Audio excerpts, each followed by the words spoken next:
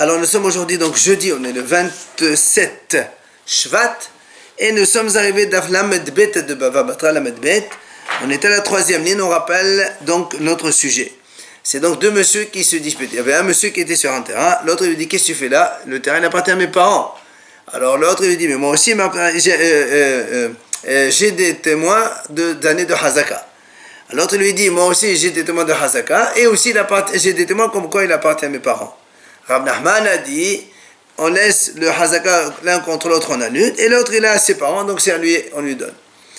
Le problème c'est qu'après l'autre, le premier, donc il a amené aussi des preuves comme quoi c'est un terrain, il appartient à ses parents. Rav Nachman a dit on lui rend, et on ne tient pas compte du mépris qu'il y a les Hachamim. Après on a vu qu'il a été objecté. Rav Nachman il a dit c'est vrai je suis objecté, donc je change d'avis. Mais en pratique, il a quand même fait comme ce qu'il a dit lui, c'est-à-dire, il a changé de main en main et dit on ne tient pas compte du mépris des Hachamim. Mais l'Agma a dit pourquoi? Parce qu'il avait sur qui tenir. Et on a parlé du cas de ce Kohen, Mahlok de Tanaïm. Est-ce que avec un témoin, on peut faire monter, quelqu'un il vient, il dit moi je suis Kohen et j'ai un seul témoin, oui ou non? Et finalement on a dit qu'il s'agissait que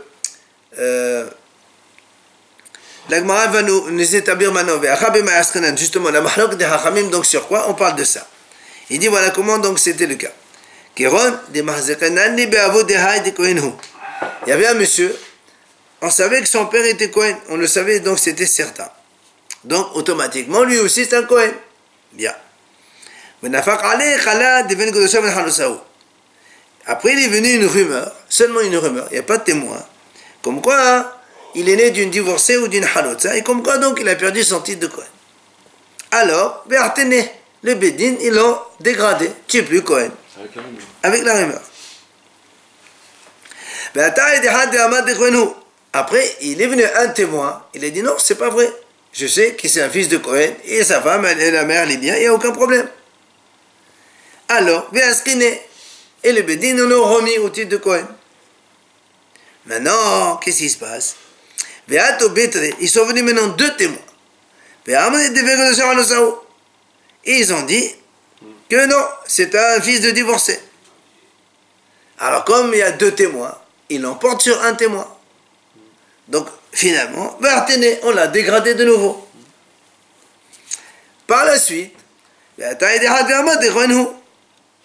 est venu un autre témoin derrière. Il a dit moi je sais que c'est un Kohen et c'est pas un fils de divorcé. En fait, on a ici un témoin qui dit oui, deux témoins qui disent non, et après un autre témoin qui dit oui. Et la Gemara dit, outre les alma tout le monde est d'accord qu'on peut associer deux témoins même s'ils ne viennent pas ensemble. Donc ici, on est deux contre deux. Alors la Gemara dit, alors c'est quoi le problème? Ici, on a vu hier, entre Rabbi Elazar, Rabbi Shimon Gamliel, Rabbi Shimon, c'est quoi la mahlok de Gemara dit? En fait, ici, justement, toute la mahlok de Haramim est est-ce qu'on tient compte du mépris du Beddin du tribunal ou pas? Et la Gemara explique. Rabbi Elazar, ça va, Rabbi Elazar, il pense qu'il va déterminer, puisqu'on l'a descendu avec deux témoins, la maskanale, on ne le remonte plus au titre de Kohen. Pourquoi?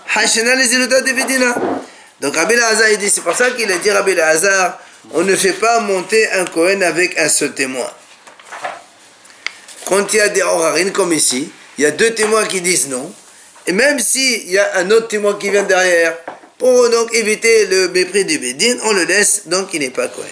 Il s'associe, ça fait deux témoins. Et justement, lui il dit, même s'il s'associe, vu qu'il y a les Zilota de Hachamim et que les deux autres ils sont venus en même temps, alors on laisse comme ça. Rabban Shimon Gamliel, ça va. Rabban Shimon il dit non.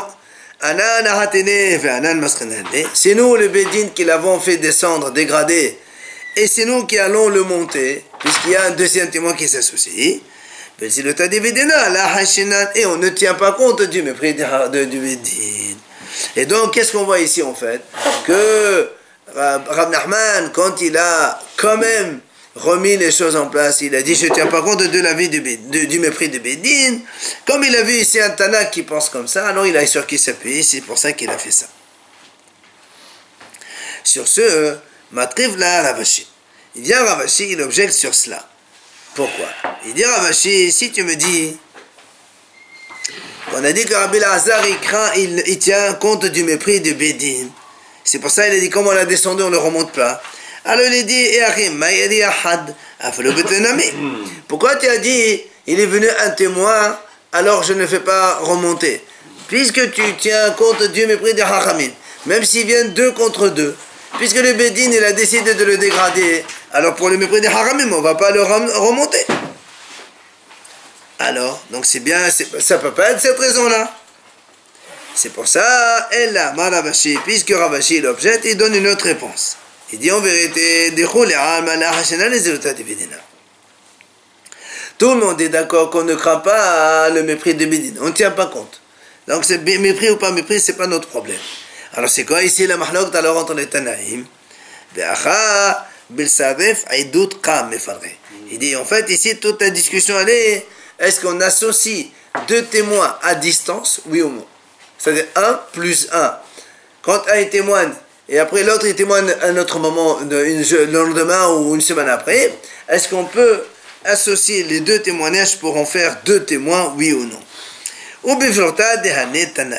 Et donc c'est une mahlok qu'on voit d'ailleurs chez les Tanaïm suivants qu'on va voir maintenant dans la Breta. Détania, la Breta a dit comme ça.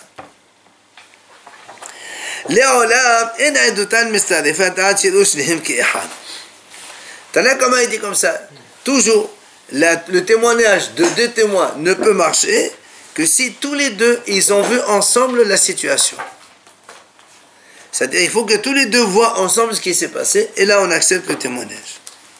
Dans ce cas-là, c'est pas évident. Attends, ça c'est un. Des deux côtés. Non, ça veut dire quand il y a deux témoins qui témoignent, pour accepter le témoignage, il faut que tous les deux ils aient vu ensemble la situation. Rabbi Yoshua ben Kolha Omer, Avelou Bezer Hazi. Rabbi Yoshua a dit non, c'est pas obligé qu'ils voient ensemble. Un il voit aujourd'hui, l'autre il voit un peu plus tard, ça marche. Et la Gemara ramène aussi, maintenant il dit, il y a une autre situation, c'est ça qui nous concerne. Donc le témoignage ne peut marcher que quand tous les deux témoignent en même temps. Donc il y a d'abord la situation à laquelle on a assisté, il y a maintenant le témoignage devant le Bédin. Tanakama il dit, un témoignage ne peut marcher que quand tous les deux ils arrivent au Bédin ensemble. Rabbi Nathan il dit non, pourquoi? Shumayin dvarav sheze hayom. Alors si Abu Havedon est bahal, Shumayin dvarav. Rabbi Nathan il dit, pourquoi? Tu n'es pas obligé qu'ils soient tous les deux ensemble. Il peut venir un témoin aujourd'hui au Bédin, il témoigne. Et après, une semaine après, il peut venir un autre témoin parce qu'il était en voyage, il revient, il dit voilà, moi aussi j'ai vu la même situation. Et donc c'est pour ça qu'on associe les deux. Et c'est pour ça que dans notre mahlok, on a dit que Rabban Shimon Gamliel dit, il dit comme ça, on fait ma'alil ikona al pi'id ehad, c'est-à-dire que quand on a un témoin qui est venu une première fois, il a dit donc c'est un Kohen. Après il y en a deux autres qui ont dit non, c'est pas un Kohen. Après il vient un quatrième à distance, il dit oui, c'est un Kohen. C'est donc Rav Ashbag, il pense comme Rabbi Nathan que on associe le quatrième avec le premier et ça fait deux qui ont dit qu'il est Kohen. Alors on le laisse dans la Hazaka où il était auparavant. Il y a peut-être une nuance encore plus positive dans le fait que le quatrième arrive bien après, alors que de l'autre côté, il y en a deux qui sont côte à côte le même jour. On peut croire qu'il peut y avoir collusion entre les deux. Non, on parle pas qu'il y a un problème entre les... Parce qu'on parle que les tribunaux et les juges, ils ont déjà enquêté et ils savaient que les témoins, ils sont bons. On ne parle pas de problème de faux témoins. Simplement, en discutant tout simplement, il y en a un qui peut influencer l'autre, sans mauvaise arrière-pensée. Non, pourquoi influencer? Un témoin, il dit ce qu'il a vu. Pourquoi vous voulez qu'il soit influencé? Peut-être qu'il n'est même pas au courant de ce qui s'est passé. Imagine qu'il vient comme ça un témoin, il a été en urgence je ne sais où, il vient au Bédine, il se présente, il dit voilà messieurs, moi ce jour-là, la semaine dernière, j'ai vu ça. Donc, on va donc à la situation suivante. Alors là aussi, il y avait un monsieur qui était sur un terrain. Il vient un monsieur et il dit qu'est-ce que tu fais ici? C'est chez moi ici. Amal, qu'est-ce qu'il lui dit l'autre? Il dit, mais c'est toi qui me l'as vendu, j'ai acheté chez toi, et voilà le shtar. Il lui montre un shtar. D'accord? Alors regardez ce qui se passe. Amalé, le rouspéteur, il dit, monsieur, shtara zaïfaou. Ton shtar, c'est un faux shtar, c'est pas un vrai. C'est un mezouillaf. Quoi, tricher, enfin, je sais pas. Il lui dit, c'est un faux shtar, faux contrat. Il dit, ce contrat, il est faux. Alors, qu'est-ce qu'il a fait, celui qui était sur le terrain, qui a présenté le shtar? La Gemara a dit, Gahin lahish les Rabba, pardon. Il est venu, il a parlé aux oreilles de Rabba, qui était le juge. Il lui a dit, il a raison, in shtara zaïfahu. C'est vrai que c'est un shtar mezouillaf. Mais, il lui a dit, mihu, shtara me'alea vali belchas. J'avais le vrai contrat. Seulement, je l'ai perdu, le vrai contrat. Et moi, Amin, je me suis dit, pour le dissuader, je lui présente un contrat comme ça, et lui, sans même voir, il va croire que c'est vrai. Alors l'Agma a dit, regardez, Amaraba, mal les chacun. Et Bayama, les shtaram aléo. Rabba, il a dit, il a raison. Celui qui a le shtar faux, c'est lui qui a raison. Pourquoi? Pourquoi? Il te dit. Il aurait pu mentir. Pourquoi il ment? Il aurait pu très bien dire. Je l'ai perdu. Non, c'est pas un shtar mezouillaf. C'est pas un faux contrat, c'est un vrai contrat. Il a menti déjà. Oui, il a menti. Le fait de mener un faux contrat, lui, il avait un contrat original, il avait. C'est ce qu'on dit, c'est ce qu'il dit. C'est ce qu'il dit. Ah non, c'est ce qui est d'accord. Maintenant, il a présenté un contrat qui n'est pas vrai. Il a fait, voilà, il a fait un truc, un faux, il l'a présenté. L'autre lui dit, mais c'est un faux. Alors l'autre lui dit, monsieur, il va au Rav, il lui dit, tu sais, c'est vrai que c'est un faux, mais j'ai l'original, je l'ai perdu. Alors je me suis dit, je présente ça quand même. Rabba, il dit, il aurait pu très bien, pourquoi il avoue que c'est un faux? Il aurait pu très bien, non monsieur, c'est un vrai, c'est le vrai. Moi c'est non. Le vrai propriétaire, il s'est aperçu. Non, il s'est pas aperçu, il l'a dit comme ça, il dit, c'est un chamezouillaf. Ah non, s'il s'est aperçu, il n'y a rien à dire. Il n'a pas de témoin. C'est quoi les caractéristiques des chamezouillaf? Bah, si les témoins, ils sont faux, c'est pas des vrais témoins, enfin, je sais pas moi. Non, fausse signature, il a mis. Voilà, lui, qu'est-ce qu'il a fait? Il a enlevé la signature des témoins, certainement. Mais si c'est des vrais, il n'y a pas de problème. En tout cas, Rabat, il dit comme ça. Si vraiment il voulait mentir pour de bon, il aurait dit, voilà, regarde l'honnêteté. Il aurait pu dire, monsieur, toi tu dis que c'est un faux shtar. Moi je te dis c'est un vrai contrat, que tu veux. Montre-moi que c'est un faux. Prouve que c'est un faux. Moi, je dis c'est un vrai. Si vraiment il voulait mentir. Qu'est-ce qu'il a fait? Il était honnête. Il a dit, tu sais, c'est vrai. Il a été honnête après l'autre il s'est aperçu, vraiment. Mais non, il ne s'est pas aperçu. L'autre, il lui dit, il stipule que c'est un faux contrat. Il avait quoi comme solution? Ou dire c'est un faux, ou dire je l'ai perdu? S'il dit je l'ai perdu, il va le renvoyer. S'il dit c'est un faux, il va le renvoyer non plus. Alors qu'est-ce qu'il a dit lui? Il dit non. Il est parti chez le Rav. Il dit en vérité c'est un faux, mais j'ai l'original, je l'ai perdu. Alors je me suis dit je fais un truc comme ça, moi je présente comme preuve. Ça ouvre la porte à des gens qui vont faire des contrats. Rabba il a dit mal le chacun. Et bien Rabba il a dit comme ça, moi je lui donne raison. Parce que si vraiment il voulait mentir, il aurait dit non, c'est un vrai contrat. Point. Va prouver que c'est un faux. Va prouver. Imagine que les témoins sont allés en Amérique. Va prouver que les témoins, c'est pas la signature. Voilà. Il est venu quand même Rav Yosef. Rav Yosef, il n'était pas d'accord. Il dit, Amay Samchat Haishtara, Haishtara Hasba Be'almaou. Rav Yosef, il a dit, cette notion, quand on dit, on a vu cette notion, souvent on dit, il aurait pu dire autre chose, mais comme il a dit ça, alors ça prouve son honnêteté. Il dit, mais attends, ici, tu es devant un papier qui vaut 0. Puisque le faux contrat que lui, monsieur, il reconnaît avoir fait, c'est un papier qui ne vaut rien du tout. Alors comment tu peux dire, il aurait pu dire que c'est un vrai? Il ne peut pas dire que c'est un vrai, mais que c'est un faux. Quand est-ce qu'on dit, et il aurait pu mentir, il a dit la vérité, c'est quand les deux possibilités, elles sont là, elles existent. Mais il a choisi une voie plus que l'autre, alors on lui donne raison. Mais ici, quand il te dit, il a dit, il a présenté un faux contrat. Déjà, ce faux contrat, il vaut rien, il tient rien du tout. Tu peux pas dire, il aurait pu dire que c'est un vrai. Il peut pas dire que c'est un vrai, mais c'est un faux. Et comment on sait que c'est un faux? Bah, on sait que c'est un faux. Il y a les faux témoins, enfin, je sais pas, il y a les faux signatures. Bon, les haramim, ils savent. Donc, Rav Yosef, il dit, moi, je suis pas d'accord avec toi.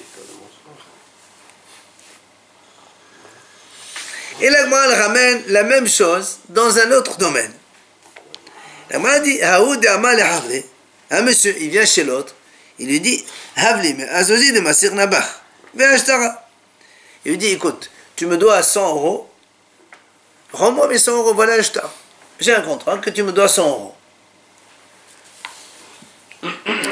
L'autre, il lui dit, Hamali, Shtara Zaifao. Il lui dit, monsieur, mais c'est un faux contrat, ça. Alors, la même chose, le réclameur, il a dit la même chose à Rabat dans l'oreille, il lui dit, c'est vrai, il a raison. C'est vrai que celui-là, c'est un faux, mais j'avais un vrai, mais je l'ai perdu. Alors je me suis dit, je présente ça comme ça, moi il a peur et il me paye. La même chose, exactement pareil. Amar Rabat, et Rabat il a décidé la même chose que tout à l'heure. Il a dit, mal, les chakras, pourquoi ils m'ont tiré? Si vraiment il voulait m'en tirer, il aurait dit non, c'est un vrai contrat. Mais comme il a reconnu que c'est un faux contrat, il a fait le vrai, donc c'est qu'il a raison. Et la même critique, Rav Yosef lui fait, donc, Rav Yosef lui fait la même critique. Comment tu dis, tu t'appuies sur un contrat qui est faux? Tu ne peux pas dire qu'il aurait pu mentir. Il n'aurait pas pu mentir. Il ne peut pas dire que ça c'est un vrai contrat alors que c'est un faux contrat, ça ne marche pas. Donc, on a la même situation, une fois avec un terrain, une fois avec l'argent, la même décision de Rabat et la même objection de Rav Yosef dans les deux cas. On devrait parler à l'oreille. Gentiment. Alors, Amar Ravidi Balafin. Regardez ce qu'il dit Ravadi maintenant. Il a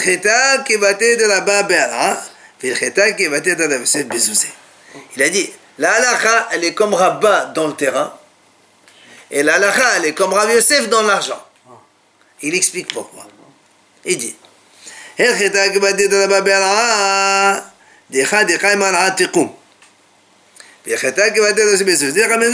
dit en fait, il dit comme ça, dans le terrain, celui qui était sur le terrain, c'est le monsieur qui a présenté donc le faux contrat. Mais comme c'est lui qui était sur le terrain, il a une hazaka d'être sur le terrain. Or, quand on veut sortir quelque chose de l'autre, c'est à toi d'amener la preuve. Donc, comme il n'a pas la preuve, tu laisses le monsieur là-bas, donc c'est Rabat qui a raison. Maintenant, dans l'argent, c'est le contraire. Moi, je te dis, tu me dois de l'argent. C'est lui qui a l'argent en main. D'accord? Donc, quand moi, je te dis, c'est le contrat, tout ça, la halakha est comme Rav Yosef. Comment tu peux dire que moi, je m'appuie sur un faux contrat? Donc, c'est pas possible. Donc, c'est lui qui a raison. Pourquoi? Parce que l'argent, il est c'est lui. Donc, la halakha n'est pas comme Rabat. C'est pas chaud, en fait. Là où le bien, il se trouve, tu le laisses. Donc, c'est pareil, c'est le même cas. Ah non. L'argent, c'est celui qui est... Dans l'argent, Rabat, il a dit, c'est moi qui ai raison, c'est moi qui ai le faux contrat, c'est-à-dire qu'il faut qu'il me rembourse. Alors que Rav Yosef dit non, comment tu es en mot? C'est un faux contrat. C'est l'emprunteur qui a le faux contrat. Non, c'est le prêteur qui a le faux contrat. L'emprunteur, il n'a rien du tout. C'est le prêteur qui tient le contrat, il dit tu me dois des sous, voilà la preuve, tu me dois. Et donc, l'argent il est chez l'emprunteur, alors tu ne peux pas lui prendre. Donc c'est lui qui a faux. Donc c'est Rav Yosef qui a raison. C'est celui qui possède la chose qui détient. C'est lui qui détient le bien, il reste avec son bien. Donc, lui avec son argent et l'autre avec son terrain. Voilà, exactement. Donc là c'est comme Rabat et là c'est comme Rav Yosef.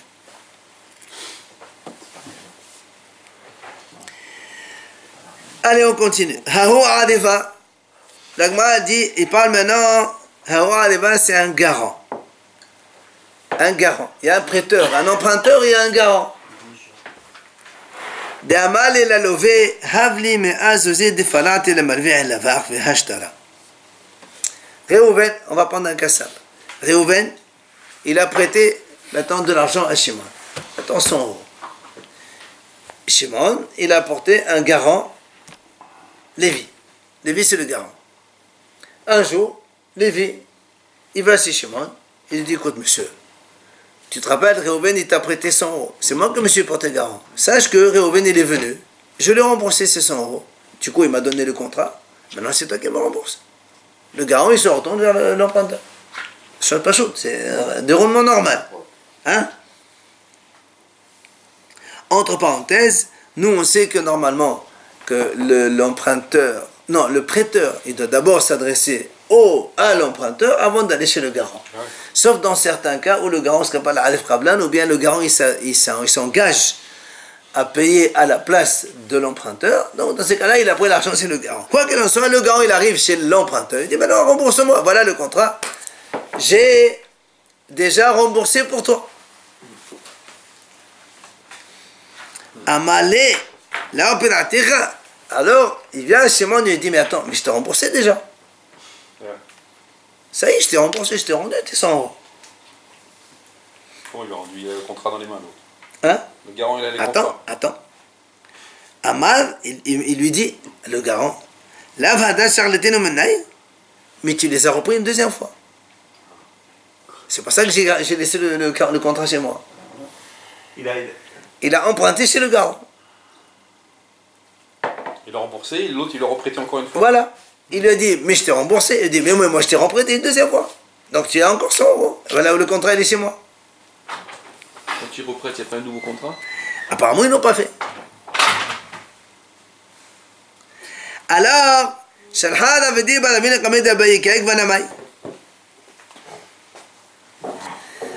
Ravidi, il a envoyé ce problème devant Abaye. Il a dit, qu'est-ce qu'on fait dans ce cas-là? Est-ce que le contrat il est bon? Est-ce qu'on croit le monsieur? On fait quoi? Salah les Abaye. Abaye dit, c'est quoi cette question qu'il pose Ravidi? Lui-même Ravidi, il a conclu tout à l'heure. De Ama, de là-bas,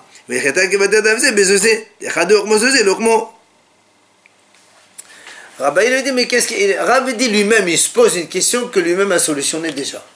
Rappelez-vous, tout à l'heure, on a dit, Ravidi l'a dit, là, la comme Rabba dans les terrains, et la comme Rabba dans l'argent. C'est-à-dire, là où se trouve l'argent, tu le laisses. Ben là aussi, c'est pareil. L'argent, il est où? Il est chez l'emprunteur. Alors, tu le laisses là-bas. Si l'autre, il dit, oui, d'accord, tu m'as remboursé, mais je te reprêté une deuxième fois, va apporter une preuve. Apporter une preuve. Donc, l'argent, il reste chez l'emprunteur. Alors, la Gemara dit, elle m'a dit, quand est-ce qu'on fait comme ça? C'est quand le garant, il lui dit, tu les as reprêtés, je te les ai reprêtés une seconde fois. C'est ça qu'on ne le croit pas. On ne le croit pas. Ouais. Et on laisse l'argent chez l'emprunteur. Aval, mais la Gemara dit,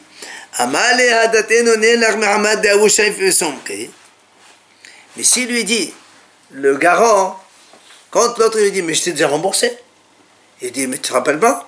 Je te les ai rendus parce que c'était pas de bonnes pièces. D'accord? Là, on le croit. Pourquoi?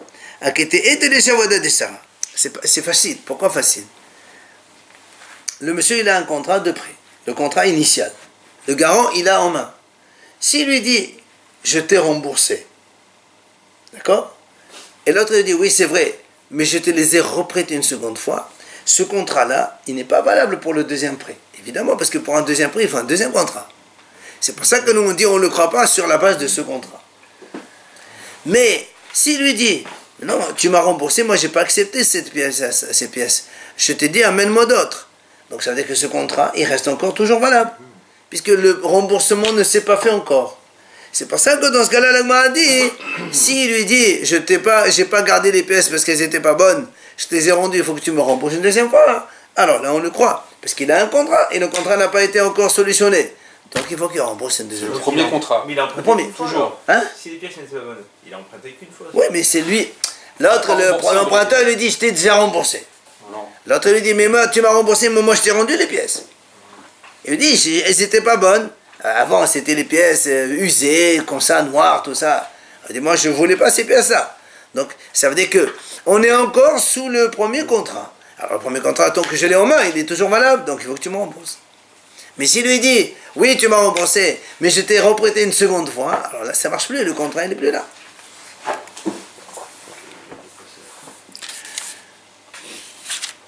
Rava Bal Shom, la Gemara dit, encore un autre cas. Rava Bar Shashom nafaq ale qala deqa akhil al-ad yatmi. L'Agma ramène ici le cas de Rava Bar Shashom. Il est sorti sur lui une rumeur, comme quoi il mange la terre des orphelins. La terre. Un terrain des orphelins. Bon, ça veut dire qu'il est en train de travailler, de manger la production d'un terrain des orphelins. Amal et Abaye. Alors Abaye lui dit, dis-moi, les gens ils parlent de toi comme quoi, c'est comme ça et comme ça, c'est quoi cette histoire? Et Malé, c'est Goufade Ovada et Khava. Raconte-moi ce qui s'est passé. Amal, il lui raconte. Il lui dit, tu sais,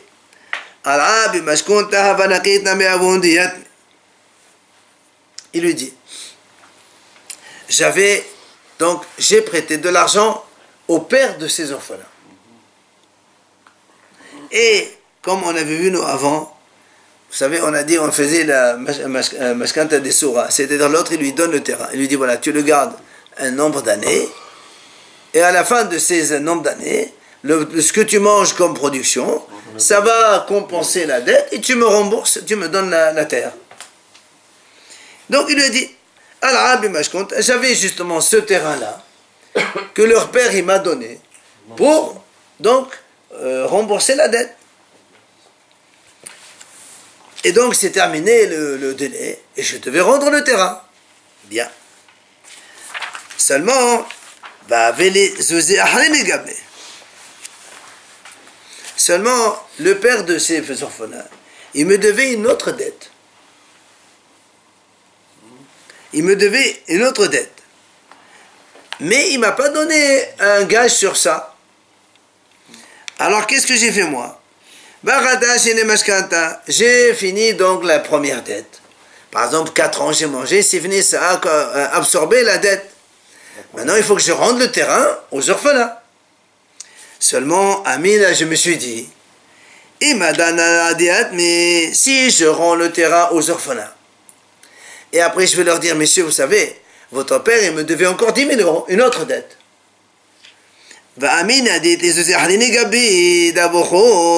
Et je vais leur dire, donc votre père il me devait encore d'autre argent. Je vais être embêté. Pourquoi je vais être embêté? Parce que parce que nous on a un principe, on a déjà vu plusieurs fois, celui qui veut encaisser chez les orphelins, il est obligé de jurer. Pourquoi? Parce qu'on craint que le père il a déjà remboursé la dette. Imagine tu as prêté 10 000 euros à un monsieur, et le lendemain il est mort ou 2 semaines après, tu vas venir chez les orphelins et dire voilà j'ai un contrat. Peut-être que le monsieur il a déjà remboursé. Alors tu es obligé de jurer. Alors il n'avait pas envie de jurer. Qu'est-ce qu'il a dit? Je me suis dit, je garde le terrain chez moi. Je continue à manger le temps de la deuxième dette. Et après je leur rends le terrain. Comme ils ne se sont pas mis d'accord, il a fait pas. C'est fait tout seul, quoi. J'ai pas le droit de le faire. Non, attends, justement, c'est ça, lui est en train de raconter, c'est ça la rumeur comme quoi je suis en train de manger le bien des orphelins. En fait, je ne suis pas en train de bien manger. Je me suis dit, de toute façon, il doit me rembourser. Est-ce qu'il a le droit de le faire? Ah, justement, attends, justement. S'il peut le faire en jurant. Voilà, donc, lui, il dit, moi, je fais ça plutôt que de jurer. Mais dans tous les cas, il peut le faire. Puisque c'est de l'argent, il a raison. Seulement que s'il le rend, il va jurer au plus, c'est tout. Il y a un serment à faire en plus. Alors il dit, moi je m'évite de jurer, je garde ça. Donc, pourquoi il ne veut pas jurer ça? Il y a des gens qui n'aiment pas jurer. Ah oui, évidemment. Il y a des gens qui n'aiment pas jurer, et s'il ne jure pas, il ne pourra jamais encaisser sa dette. Alors il s'est dit, je mange, et après je rends. Même s'il jure, il n'a pas le droit au terrain. Hein? Parce qu'il a le terrain dans la main. Alors, justement, regarde ce qu'il dit. Il a dit ce que je vais faire, je garde le terrain donc en gage, puisque j'ai un papier comme quoi le père il m'a écrit, voilà, j'ai emprunté la tombe de maintenant 100 000 euros, je te donne le terrain en gage pendant 4 ans, à la fin, à l'expiration de 4 ans, tu me rends le terrain. Lui, qu'est-ce qu'il fait? Il garde ce papier dans la main, il ne le donne pas aux orphelins. Et il leur dit comme ça, en plus il est plus hacham. Dimegudi ba'ina amina laka biyadi. Mihimnana. Ki amina dit de gaber mihimnana. Il lui dit, parce que regarde, lui, il peut dire, votre père, il m'a vendu ce terrain. Il faut un shtar. Tu as une preuve? Hein? Il faut un shtar. J'ai un shtar. Il faut le montrer. Mais je peux pas le montrer, pourquoi je montre? Ah bon? Ah ouais? Il m'a vendu. Ça fait 4 ans qu'il est là, Ahzaka. Elle a dépassé largement. Alors, comme j'aurais pu dire ça, et moi je suis honnête, je ne dis pas ça. Voilà ici, Malé Shakher. Quand je vais leur dire, votre père, il me doit encore 10 000 euros, il faut me croire, parce que sinon, j'aurais pu très bien dire, même pas à parler de la deuxième dette, je vais dire non, le terrain est à moi. Carrément. Donc, c'est ça en fait l'histoire que ce rabbin Bar Shershom il avait avec la terre des orphelins. Voilà ce qu'il a raconté. Il dit raconte-moi qu'est-ce qui s'est passé. Voilà l'histoire. Donc, il est en train de se justifier, comme quoi ce qu'il fait c'est honnête, il n'y a pas du tout la rumeur qui est comme quoi je suis en train de manger de façon entre parenthèses injuste, c'est pas vrai. Amalé. Alors il vient à Abaye, lui dit c'est pas bon. Et il dit c'est pas bon. Pourquoi? Il a dit les Wahhabi, il a dit la Masset Amrat. Il dit monsieur, toi tu as dit j'aurais pu dire que j'ai acheté ce terrain. Il dit ça tu peux pas dire ça. Pourquoi tu peux pas dire? Il dit parce que parce que tout le monde sait que c'est la terre des orphelins. On va plus l'acheter. Amen. Comme la terre, elle porte un nom. Je suis là-bas depuis 4 ans. Amen, amen, la terre, mais c'est la terre des orphelins. On a dit quand la Hazaka ne marche pas avec les orphelins. Oui. La Hazaka ne marche pas avec des orphelins. Donc ça marchait pas dans son sens. C'est pour ça qu'il lui dit que tu dises allez acheter, ça ne marche pas. Pourquoi? Parce que cette terre, elle porte encore le nom de la terre des orphelins. Donc cet argument ne marche plus. Donc tu ne peux pas dire j'aurais pu dire ça, alors donc je dis ça, comme ça on me croit. Ben alors on ne te croit plus. Donc il lui dit tu vas leur rendre le terrain à ces orphelins. Tu n'as pas le choix. Tu as fini, tu leur rends le terrain. Maintenant, tu as une autre dette. Tu attends que les orphelins grandissent, 13 ans. Et quand ils auront 13 ans, tu vas au tribunal et tu réclames ta dette. Et après, tu pourras encaisser S'ils ont pour éviter 3 ans, il est obligé d'attendre 8 ans comme Ah, ça. sinon il jure. Sinon il jure. Non. Il n'y a pas de Non. tuteur? Hein? Ils sont Micmac tout seul. Le tuteur il prend pas Le l'argent. terrain, c'est à lui. Pourquoi? Parce que c'était pas la première dette, pas pour la deuxième. Première dette. Il avait un notissement que pour une dette. Il ne faut pas confusion de. Oh, là il dit, voilà, tu vois, tant qu'ils sont petits, on n'a pas le droit de prendre des biens. Même parce que c'est la dette des pères. Il faut attendre qu'ils grandissent pour S'il jure, il peut. D'accord? Allez, c'est bon. Arrête.